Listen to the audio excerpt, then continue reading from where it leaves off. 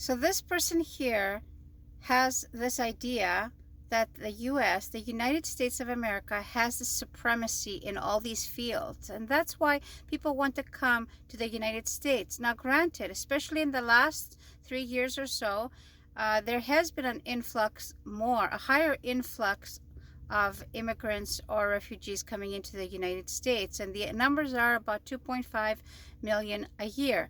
However, did you know that more than 10 million Americans leave the United States every year? Why are they leaving the United States every year, permanently leaving the United States every year? Now, the numbers are not from the United States. They are from the countries that they end up in, and they're for all over the world. However, let's look at the numbers and see why the Americans could possibly be leaving the United States of America, the land of the free and the brave, okay? There are 195 countries in the world, and most of these countries have universal health care. Do you know who doesn't have universal health care? That's right, it's the United States of America. And by the way, there are many countries, over 100 countries, that have different styles of democracy. And apparently there's like over 2,000 different kinds of democracy. So the only developed country in the world does not offer sick pay, maternity pay, and it does not offer vacation pay. Gee, I wonder why Americans are leaving in the tens of millions. Here is another number for you. The United States rates 125th in literacy. And also, in terms of the quality of infrastructure, it rates number 13. This is in developed countries. This is the rankings of developed countries.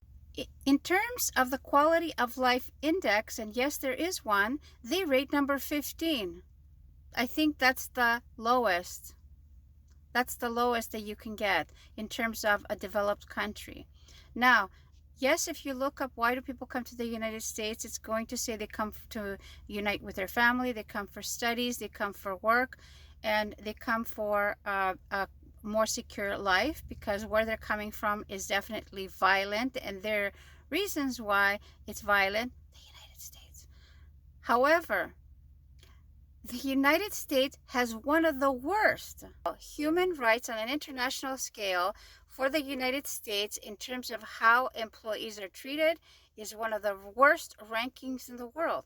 So it's important to remember, where are you getting the idea that your country, the United States of America, is one of the best countries in the world? Where are you getting it? You're getting it from the media.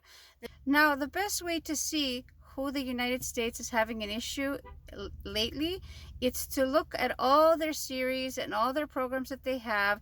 Usually the bad guy is the current person that they have an issue with. So currently you see the bad guy is a Russian or an Arab. That's the propaganda that they're building into their media, the shows that you watch, the news that you watch, and I use the word news loosely.